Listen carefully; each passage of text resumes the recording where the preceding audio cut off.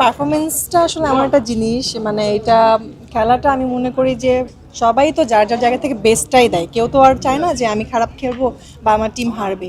এখানে যারা বিশ্বকাপে খেলে সবাই ট্যালেন্টেড, সবাই খুব ওই মানের আর্টিস্ট। একটু বলবেন। আমি তো ব্রাজিল।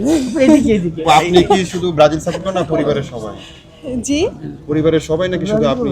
না, আমি আমি আমার ভাই হচ্ছে ব্রাজিল সাপোর্ট করি, আমার বাবা আর্জেন্টিনা। তো দেখা যায় আমাদের বাসার মধ্যে খুব একটা যুদ্ধ হয় যেদিন খেলা হয়। তো না মানে বেড হয় যে না আজকে যদি আর্জেন্টিনা জিতে এটা দিবে আমাকে, এটা দিবে, তো মজা হয় খুব। বাসায় সবাই খুব ফুটবল খেলাটা এনজয় করি। বাসার সবাই ট্রল করে কেমন?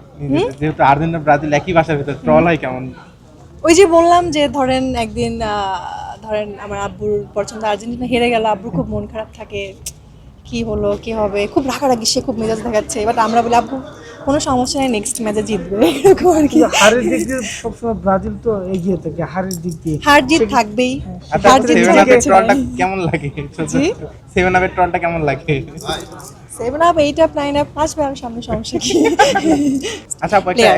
একটা ভিন্ন ধরনের প্রশ্ন। যেহেতু আপনি ব্রাজিল সাপোর্টার, 22-এ যখন মেসি জিতলো তখন কি ভালো লেগেছে না খারাপ হ্যাঁ লেগেছে? ভালো লেগেছে, আমার মেসিও ভালো লাগে। যে আসলে আমার যে যদি সে ভালো খেলে তাহলে কেন আমার ভালো লাগবে না, অবশ্যই ভালো লাগে।